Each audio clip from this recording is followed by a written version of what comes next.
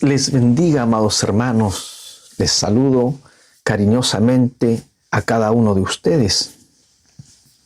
Nuevamente nos encontramos en una sección más de nuestro canal A la Luz de su Palabra para seguir con esta serie de los profetas menores anunciando al Reino del Norte.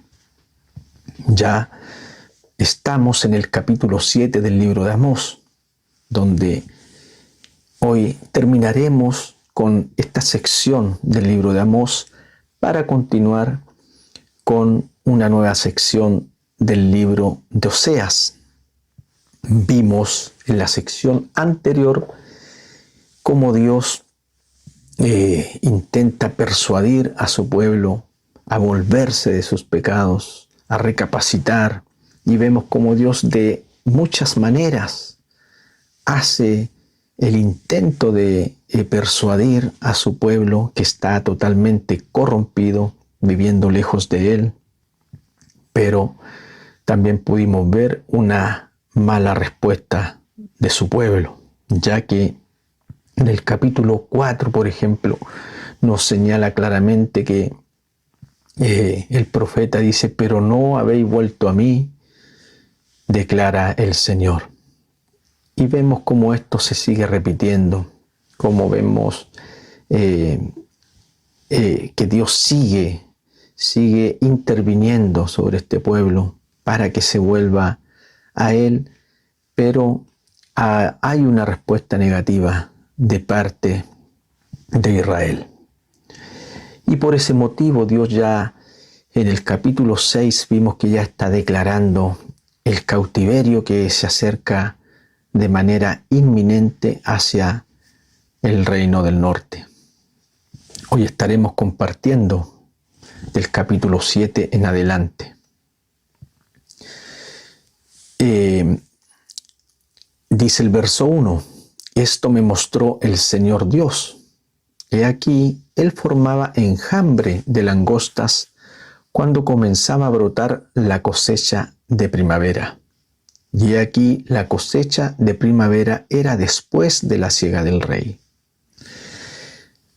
Cabe señalar, amados hermanos, que como los capítulos anteriores le hemos dado énfasis a algunas palabras que se repiten. Y en este caso tenemos esta palabra que se va a repetir en todo este capítulo y también en el capítulo posterior. Esta palabra que dice: «Esto me mostró el Señor Dios», refiriéndose a unas visiones que Dios le va a mostrar a Amós en estos capítulos. Dice aquí: «Él formaba enjambre de langostas cuando comenzaba a brotar la cosecha de primavera». Y aquí vemos claramente, amados hermanos, que este enjambre de langostas no se forma de manera natural, sino que es una intervención divina, ya que dice: «Él formaba el enjambre». También debemos hacer alusión que esta cosecha de primavera era después de la siega del rey. Esto es importante señalarlo, ya que este enjambre de langosta heriría precisamente la cosecha que era destinada hacia el pueblo, no hacia el rey, porque esa cosecha del rey ya se había efectuado. Entonces este desastre natural traería una consecuencia directa hacia el pueblo y no hacia la realeza. Y por ese motivo vemos que en el verso posterior dice: «Y sucedió que cuando habían terminado de devorar la hierba de la tierra, yo dije: Señor Dios, perdona, te ruego. ¿Cómo podrá resistir Jacob si es tan pequeño?». Aquí aludiendo a lo que les acabo de comentar.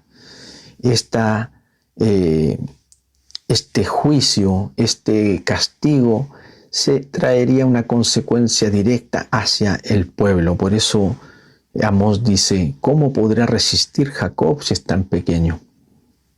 De alguna manera Amós está intercediendo por este remanente. Y podremos ver como una figura también de Moisés cuando intercedía por su pueblo para que no fuera destruido. Y dice el verso 3, se apiadó el Señor de esto, no sucederá, dijo el Señor. Luego, en el verso 4, aquí nuevamente esta palabra dice, esto me mostró el Señor Dios, hablando de una visión. He aquí el Señor Dios llamaba para juzgarlos con fuego, y consumió el gran abismo y empezó a consumir el campo. Y aquí nuevamente, amados hermanos, debemos hacer alusión a lo que se refiere el autor. Aquí menciona, dice, y consumió el gran abismo. Entonces, esta palabra gran abismo en el original tiene una connotación a referirse de todo, no de algo específico, sino de todo, haciendo alusión a que el fuego que venía en esta visión que Dios le muestra a Amós iba prácticamente a consumir toda la vida que existía en la tierra. Y por ese motivo veremos nuevamente al profeta intercediendo por estos pequeños. Dice, entonces dije, Señor Dios, cesa, te ruego, ¿cómo podrá resistir Jacob si es tan pequeño? Y nuevamente vemos que Dios escucha este clamor de parte del profeta, porque dice, y se apiadó el Señor de esto, esto tampoco sucederá, dijo el Señor Dios. Aquí vemos cómo Dios responde a la voz del profeta, de su hijo, haciendo alusión que Dios escucha el clamor de los justos. Luego, amados hermanos, vemos en el verso 7 una tercera visión. Dice, esto Él me mostró. He aquí, el Señor estaba junto a un muro hecho a plomo y tenía en su mano una plomada. Y esta palabra plomada en el original dice que es un instrumento para medir de manera vertical. Y aquí cabe señalar que Dios hace deja claro algo, dice, ya no volveré a dejarlo sin castigo. Y es precisamente por qué Él va a usar este instrumento, ya que este instrumento, amados hermanos, es para verificar la perfección de un muro. Por ejemplo, nosotros podríamos observar un muro que aparentemente se ve bien hecho, bien construido y que está derecho, que está aplomado. Aparentemente podríamos decirlo así. Pero precisamente quien determinará eso será este instrumento, ya que tiene una exactitud y va a comprobar de manera plena, total, si efectivamente ese muro está bien construido o no. Haciendo alusión de que dice, ya no volveré a dejarlo sin castigo, como dice acá el pasaje, ya que esta plomada será específica, será directa, y todos aquellos que merecen el castigo serán castigados. Por eso el Señor dice, ya no volveré a dejarlo sin castigo. Y luego el verso 9 dice, los lugares altos de Isaac serán asolados y los santuarios de Israel destruidos, refiriéndose a los lugares de culto, esos lugares que están destinados para la adoración y para presentar sus sacrificios y ofrendas a Dios. Pero Dios dice que serán asolados y también dice que serán destruidos. Y dice, yo me levantaré con espada contra la casa de Jeroboam, con la casa del rey. ¿Por qué razón? Porque ellos estaban viviendo una vida religiosa vacía. No solamente estaban presentando ofrendas a Dios, sino también lo hacían a sus dioses paganos. Y estaban viviendo un comportamiento totalmente corrompido. Luego, en el verso 10, amados hermanos, dice entonces Amasías, sacerdote de Betel, envió palabra a Jeroboam, rey de Israel, diciendo: Amós conspira contra ti en medio de la casa de Israel. La tierra ya no puede soportar todas sus palabras. Y aquí vemos una acusación directa de este sacerdote corrompido, de este sacerdote que se encontraba en el lugar principal de adoración. Pero vemos cómo está totalmente corrompido, rechazando totalmente el mensaje que Dios había traído por medio de Amós, y haciendo una acusación directa hacia el rey, diciéndole al rey que este profeta estaba conspirando contra él. Lo que nosotros vemos que es un rechazo total a la palabra de Dios. Luego el verso 11 dice: porque así dice Amós. Y aquí vemos un mensaje totalmente claro y directo. Dice: Jeroboam morirá a espada, y ciertamente Israel saldrá en cautiverio de su tierra. Y aquí podemos ver, hermano, la valentía que tenía este campesino, este profeta que Dios había tomado de entre los bueyes y las ovejas, ya que con toda esta acusación que hace el sacerdote contra su vida, haciendo esta acusación directa al rey, vemos que él no titubea en hablar lo que Dios le está comunicando. Y con toda claridad dice: Jeroboam morirá a espada, y ciertamente Israel saldrá en cautiverio de su tierra. Luego dice el verso 12: y Amasías dijo a Amós: vete, vidente, huye a la tierra de Judá, come allí pan y allí profetiza. Haciendo alusión, amados hermanos, que no querían nada con la palabra de Dios, no querían oír a Dios, no querían oír su palabra, porque le era una afrenta, le era un estorbo. Y por eso le dice: vete a la tierra de Judá, porque este profeta vivía allí. Dios lo levanta de en medio de las ovejas, de los bueyes del lugar de Judá, para que profetizara sobre el reino del norte. Y le hace también una acusación de: come allí tu pan, como queriendo decir, anda a vender tus palabras allá y no la vendas acá, haciendo dando a conocer un rechazo total, muy directo hacia el profeta, como queriendo decir: acá no te queremos, acá tampoco pretendemos alimentarte, ándate a tu tierra. Luego el verso 13 dice: pero en Betel no vuelvas a profetizar más, le dice el sacerdote, porque es santuario del rey y residencia real. Aquí vemos cómo este sacerdote, totalmente corrompido, está totalmente ciego, ya que él está guardando al rey la autoridad terrenal, pero pasando por alto la autoridad divina de parte de Dios. Pero él vemos cómo su ceguera espiritual lo tiene totalmente corrompido, y de esta manera desprecia totalmente la palabra de Dios, haciendo una acusación al profeta, y no tan solo haciendo una acusación, sino también desechando al profeta para que no vuelva más a profetizar en ese lugar, porque ese lugar es del rey, le dice. O sea, totalmente corrompido este sacerdote. Y luego aquí dice: entonces respondió Amós y dijo a Amasías: yo no soy profeta ni hijo de profeta, sino que soy boyero y cultivador de sicomoros. O sea, como diciéndole: yo no soy a quien tú piensas que soy yo. Yo no soy un vendedor de palabras.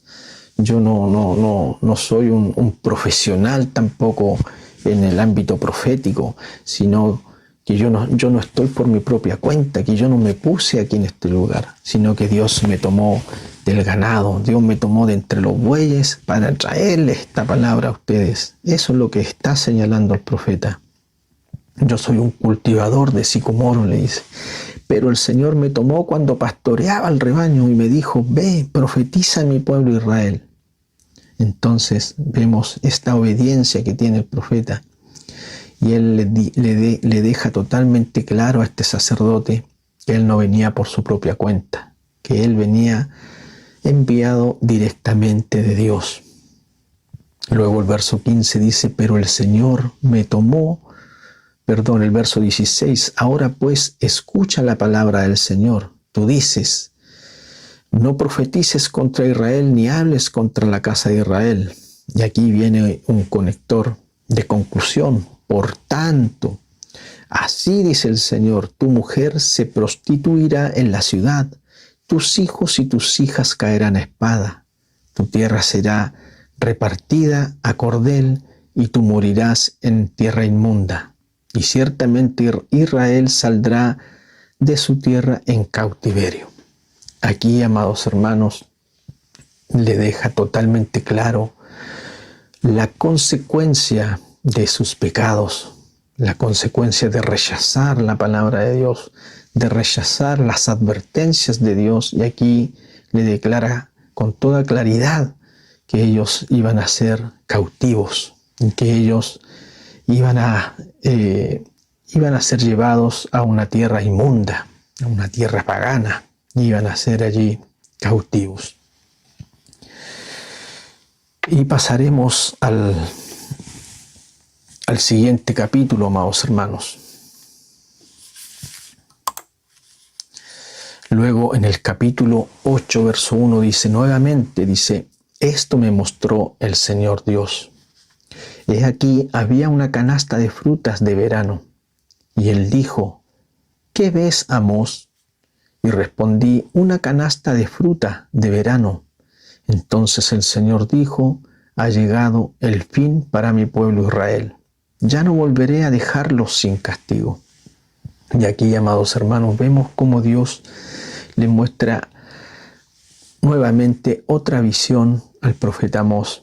Y es algo que él conoce de manera natural, ya que se refiere a una canasta de frutas. Y aquí también usa en el original esta canasta de fruta de verano, haciendo alusión de que esta fruta ya está madura, ya ha llegado a su fin. Eso es lo que muestra en el original, ya está por llegar a su fin. Y es precisamente lo que quiere dar a conocer el texto, ya que se refiere al castigo, a la cautividad, a todo lo que ya antes le venía mencionando Dios a través del profeta. Y dice, ya no los volveré a dejar sin castigo. Dice, los cantos del palacio se convertirán en gemido en aquel día, declara el Señor. Muchos serán los cadáveres, en todo lugar los echarán fuera en silencio. Mire la destrucción terrible que se aproxima. Aquí vemos cómo el autor señala que esto se convertirá en un gemido en aquel día, haciendo esta alusión de dolor, de desesperación. Qué terrible, amados hermanos. Dice, oíd esto, los que pisoteáis a los menesterosos y queréis exterminar a los pobres de la tierra, diciendo, ¿cuándo pasará la luna nueva para vender el grano y el día de reposo para abrir el mercado de trigo, achillar el efa, aumentar el siglo y engañar con balanzas falsas? Ellos deseaban seguir practicando estas cosas porque le traían ganancias con facilidad y de alguna manera ya se habían acostumbrado a estas prácticas, ya no tenían ningún remordimiento y por eso anhelaban que llegaran esos días para tener esas cifras fraudulentas y seguir viviendo una vida de privilegios, pero de una manera totalmente inmoral delante de los ojos de Dios. Luego dice, para comprar por dinero a los desvalidos y a los pobres por un par de sandalias. Lo vimos anteriormente, lo que ellos estaban practicando, la venta y la compra de personas para la esclavitud. Y dice, por un par de sandalias, o sea, miraban a las personas de una manera inhumana, los despreciaban totalmente. Y dice, y vender los desechos del trigo, porque ellos le vendían los desechos del trigo, lo peor, ellos se quedaban con lo mejor, como lo hemos visto en todo el libro. Y luego en el verso 7 dice, el Señor ha jurado por el orgullo de Jacob, ciertamente nunca me olvidaré de ninguna de sus obras. ¿No temblará por esto la tierra? ¿Y no hará duelo todo aquel que habita en ella? ¿Subirá toda ella como Nilo? ¿Se agitará y menguará como el Nilo en Egipto? Y aquí, amados hermanos, está haciendo alusión a este evento natural que sucedía con el río Nilo, ya que este río, amados hermanos, cuando subía, cuando se desbordaba, regaba toda la tierra donde no llegaban las lluvias, pero al mismo tiempo también se devolvía. Pero habían tiempos donde aconteció que el río no se devolvió, sino que permaneció inundando la tierra, y esto traía una devastación total, ya que no había alimento, no había producción, no había cosecha.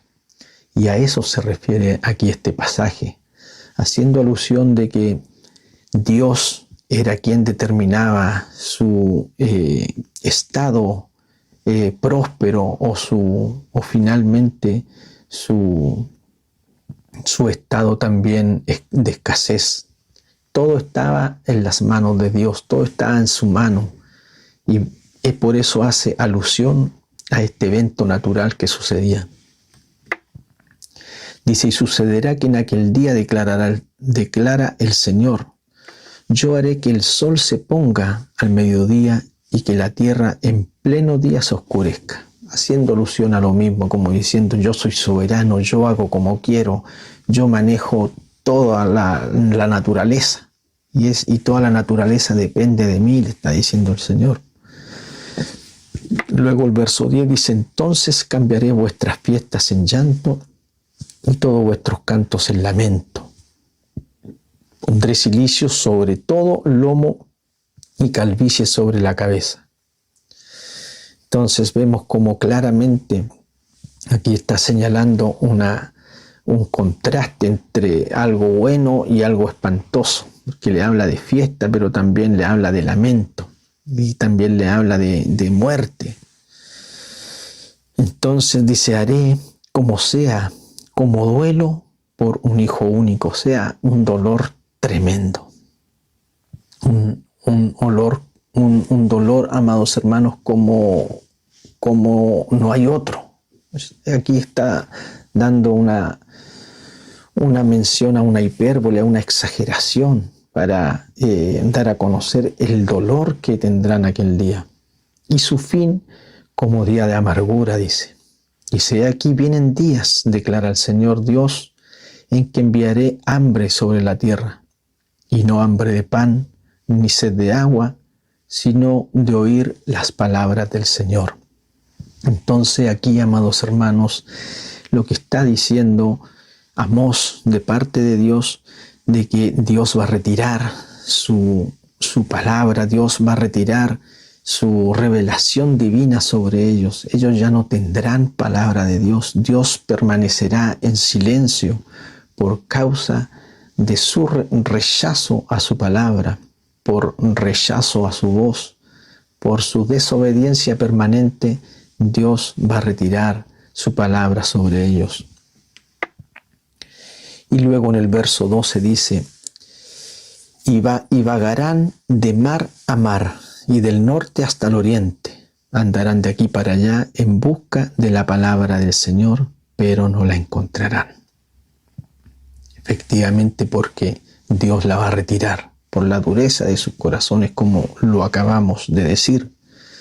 Y luego el verso 13 dice, en aquel día las doncellas hermosas y los jóvenes desfallecerán de sed. Dice, los que juran por el pecado de Samaria y dicen, viva tu Dios, Odán, y viva, camino de Bérseba caerán y nunca más se levantarán. Será terrible, amados hermanos. Desearán oír palabra de Dios, pero ya no habrá. Yo creo que es el castigo más enorme que puede manifestarse sobre el ser humano. Que no haya palabra de Dios, que no haya esperanza, que no haya este alimento espiritual sobre sus vidas. Yo creo que este sería el castigo más enorme para el ser humano. Y luego, amados hermanos, ya pasamos al capítulo 9, donde veremos aquí en este capítulo, amados hermanos, la destrucción del reino del norte. En el verso 1 dice: vi al Señor de pie junto al altar y me dijo: golpea los capiteles y que se estremezcan los umbrales y rómpelos sobre la cabeza de todos. Aquí, amados hermanos, vamos a leer una versión que lo dejará más claro. Vamos a leer la Nueva Traducción Viviente. Dice: entonces vi una visión del Señor, quien estaba de pie junto al altar, y dijo: golpea la parte superior de las columnas del templo, para que los cimientos se sacudan. Derriba el techo sobre las cabezas de la gente. Mataré a espada a los que sobrevivan. Nadie escapará. Entonces, amados hermanos, vemos acá claramente cómo se da a conocer otra visión. Ya hemos visto, ¿cierto?, que Dios le ha mostrado visiones desde el capítulo 7 en adelante. Y aquí nuevamente le muestra una visión a el profeta Amós. Y como decía esta versión, Nueva Traducción Viviente, que se refiere a los pilares del templo. Dice: rómpelos sobre la cabeza de todos, entonces mataré a espada al resto de ellos. No habrá entre ellos fugitivo que huya, ni refugiado entre ellos que escape. O sea, claramente vemos, amados hermanos, que esta destrucción será devastadora y nadie escapará de lo que ha determinado el Señor, de esta destrucción, ya que ellos se encontraban, ¿cierto?, como lo hemos visto con anterioridad, ellos se encontraban en el templo, pero su corazón estaba totalmente lejos de Dios. Luego en el verso 2 dice: aunque caben hasta el Seol, de allí los tomará mi mano, y aunque suban al cielo, de allí los hará bajar. Aquí está usando una hipérbole, ya que en el mundo antiguo estas palabras se referían a lo extremo, al fin de todo, el Seol. Ese sería el lugar extremo de la tierra, y también el otro lugar extremo de la tierra sería el cielo. A eso se refiere. Allí caben hasta el extremo de la tierra y de allí los va a tomar el Señor. Y aunque suban al extremo del cielo, de allí los haré bajar.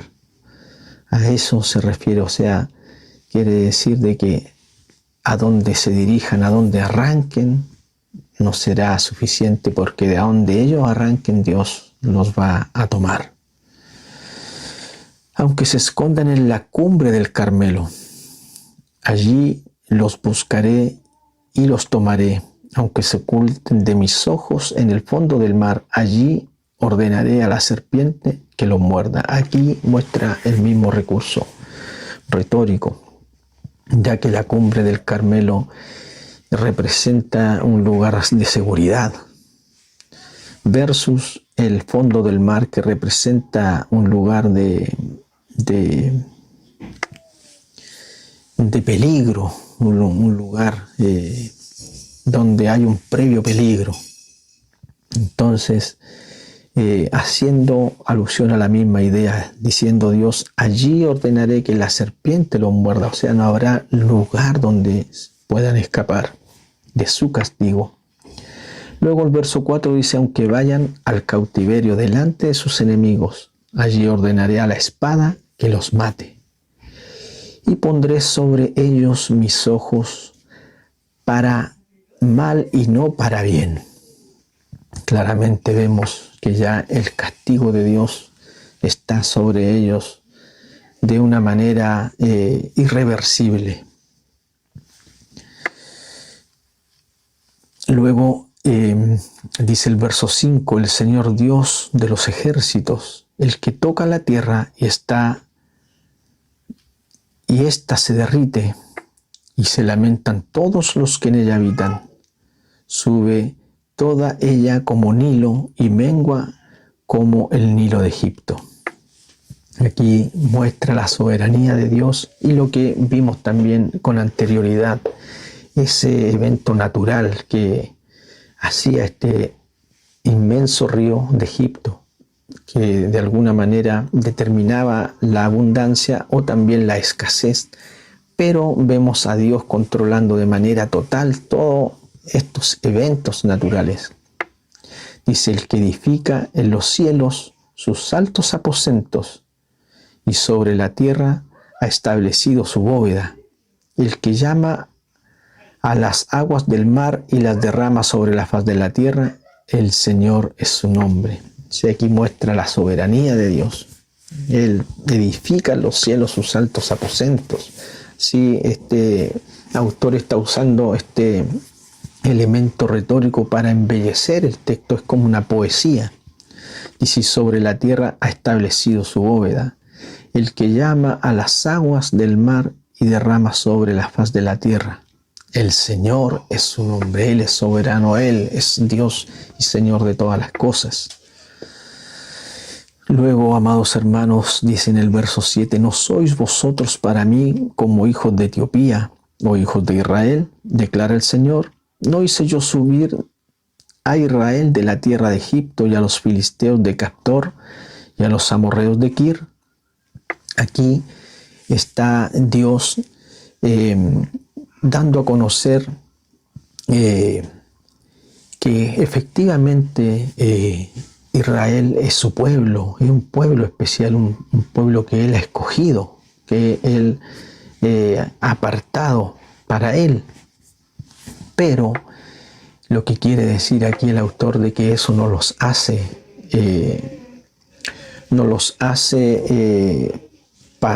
hará pasar por sobre su palabra, por sobre sus ordenanzas, por sobre lo que Él ha establecido. Por lo tanto, aunque ellos sean pueblo de Dios y sean un pueblo escogido, si no le obedecen, si no ponen por obra sus mandamientos, si no consideran su palabra y lo que Dios ha establecido, Dios no pasará por alto aquellas cosas, aunque ellos sean un pueblo de Dios escogido por Él, sino que Dios los castigará de igual forma. Dice aquí, los ojos del Señor están sobre el reino pecador, y yo los destruiré sobre la faz de la tierra. Sin embargo, no destruiré totalmente la casa de Jacob, declara el Señor. Y aquí, amados hermanos, vemos este remanente que también se ha venido anunciando en los capítulos anteriores, donde hay una reducción que nos mostraba la ley pastoril, donde nos señalaba esa reducción de aquella mortandad. Aquí se refiere a lo mismo. Hay un remanente. Dice, no destruiré totalmente a la casa de Jacob, declara el Señor. Porque hay un remanente que Dios dejará libre de este castigo devastador. Dice, porque he aquí, yo daré un mandato, y zarandearé a la casa de Israel entre todas las naciones, como se zarandea el grano en la criba, sin que caiga ni un grano en la tierra. Y aquí hace precisamente esa alusión de ese evento que se hace, ¿cierto?, cuando se zarandea el trigo para escogerlo. Y es precisamente lo que Dios va a hacer en este momento, en este acontecimiento, este relato. Dios va a hacer una separación entre lo de Él y lo que no es de Él. Luego el verso 10 dice: y a espada morirán todos los pecadores de mi pueblo, los que dicen no nos alcanzará ni se os acercará la desgracia. Ellos están totalmente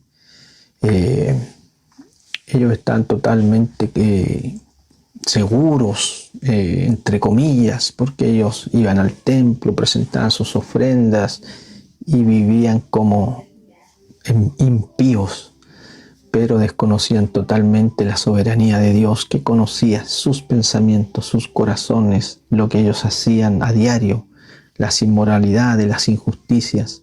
Ellos realmente desconocían todo aquello. Y por eso se sentían seguros, cómodos, pero Dios le dice todo lo contrario. Y luego vemos en el verso 11 al verso 15, amados hermanos, la restauración de Israel. Dice: en aquel día levantaré el tabernáculo caído de David y repararé sus brechas, levantaré sus ruinas y reedificaré como en un tiempo pasado. Aquí, amados hermanos, hace alusión al tabernáculo caído de David, haciendo alusión a esa casa débil, a esa casa que ha sido destruida. Pero aquí dice Dios: la repararé sus brechas y levantaré sus ruinas y lo reedificaré como en un tiempo pasado. Y esto, amados hermanos, hace alusión, ya que este tabernáculo caído ahora va a ser levantado, va a ser renovado, pero ya no en David, sino en Jesucristo. A eso es lo que está haciendo alusión este pasaje. Y lo vamos a ver en estos pasajes posteriores. Dice: para que tomen posesión del remanente de Edom y de todas las naciones donde se invoca mi nombre, declara el Señor, que hace esto.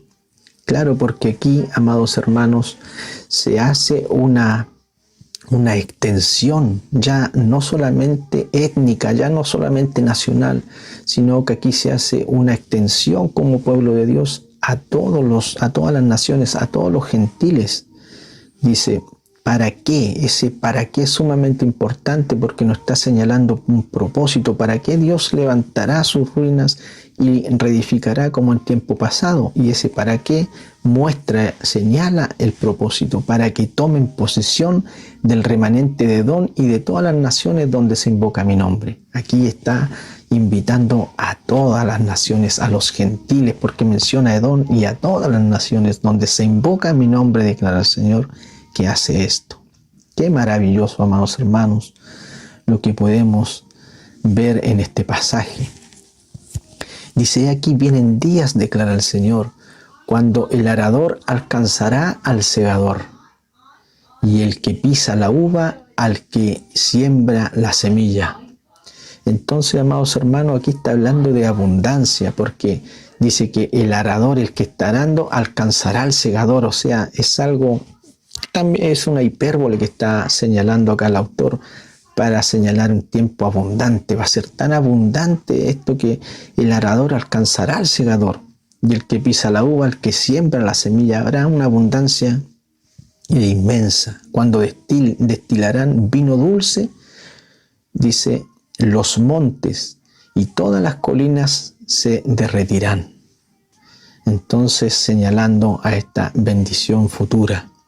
Dice en el verso 14, dice: restauraré el bienestar de mi pueblo Israel, y ellos reedificarán las ciudades asoladas y habitarán en ellas. También plantarán viñas y beberán su vino, y cultivarán huertos y comerán frutos. Dice: los plantaré en su tierra, y no serán arrancados jamás de la tierra que les he dado, declara el Señor. Aquí, amados hermanos, también Dios se refiere al fin del cautiverio. También está hablando de esto, pero no de manera plena, porque aquí vemos que también está hablando del reino mesiánico. porque dice ya, no serán arrancados jamás de la tierra que les he dado. Aquí está hablando de plenitud, del propósito de Dios pleno y completo. Pero también hace mención a el regreso del cautiverio, que esto iba a tener término. Dice, restauraré el bienestar de mi pueblo si ellos reedificarán las ciudades asoladas y habitarán en ellas. Dice, también plantarán viñas y beberán su vino, como lo vimos anteriormente, que eso también hace alusión a la alegría, al gozo, y cultivarán huertos y comerán sus frutos.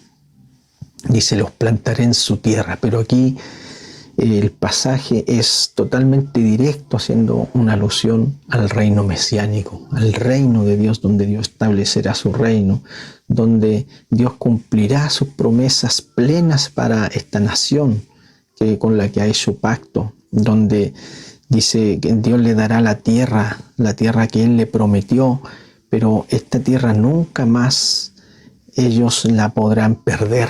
Ellos la van a poseer de manera plena, completa para siempre, porque ellos en un tiempo poseyeron esta tierra, pero no fue permanente, fue algo temporal. Pero acá Dios le habla, dice, y no serán arrancados jamás de la tierra que les he dado, declara el Señor.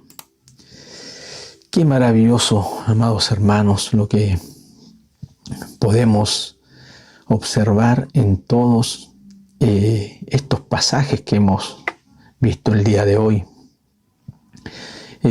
Podemos ver, amados hermanos, que en este libro cómo Dios ha intervenido, cómo Dios ha hablado de distintas maneras a su pueblo con el fin de librarlo del castigo y que ellos puedan volverse a Él con todo su corazón. Y estos mensajes, amados hermanos, este libro de Amós es un libro que quizás no se predica mucho en las iglesias en el día de hoy, pero debiera predicarse este libro, ya que tiene un mensaje muy directo para la iglesia contemporánea, porque pudimos ver, amados hermanos, a lo largo de todo este libro, cómo hace una conexión directa con la manera de vivir de las personas que tienen una relación con Dios. Y vimos también cómo aparentemente muchos lo hacían, pero eso trae un rechazo total de parte de Dios. Y es precisamente lo que hoy se debe predicar en las iglesias, ya que hay muchas personas que no han conocido realmente a Dios, no han nacido de nuevo, y por lo tanto ellos van a las iglesias, a las congregaciones, simplemente porque piensan que eso los librará del castigo o simplemente eso les traerá salvación. Pero claramente, amados hermanos, si vemos todo lo que hemos visto en este libro y hacemos una aplicación práctica a nuestras vidas, vemos claramente, amados hermanos, que hay algo muy importante que reflexionar. Debemos servir a Dios de una manera sincera, real, de una manera, amados hermanos, como a Dios le agrada. Y Dios quiere, amados hermanos, primeramente que nos arrepintamos de nuestros pecados de todo nuestro corazón, que podamos recibir su palabra, su mensaje, para que posteriormente podamos recibir su Espíritu Santo, que es el sello de nuestra garantía.